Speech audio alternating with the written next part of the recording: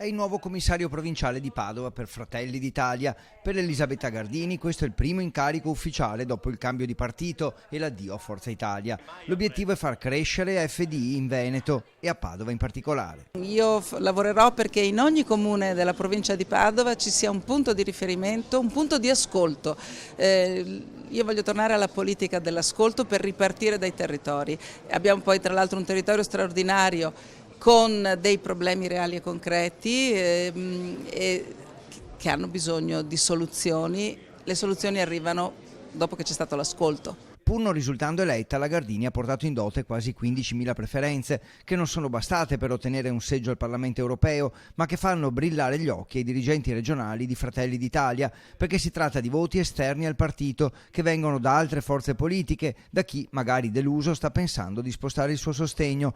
Ora la Gardini ha promesso di fare velocemente un giro di incontri con i militanti del territorio e quindi presentare la sua squadra. È convinta che anche alcuni amministratori locali, ad esempio consiglieri comunali di Padova, siano pronti a seguirla. Lei stessa ha fatto il nome di Eleonora Mosco, che non ha incontrato ma che spera di convincere al passaggio. Intanto per Elisabetta Gardini Forza Italia rimane un ricordo lontano e sbiadito. Un sogno che abbiamo vissuto collettivamente nel 94, che piano piano però si è soprattutto negli ultimi anni sgretolato e che è rimasto nelle mani delle persone sbagliate, che non si è mai saputo trasformare in un partito. È come la storia di un'azienda di famiglia che non supera il passaggio generazionale.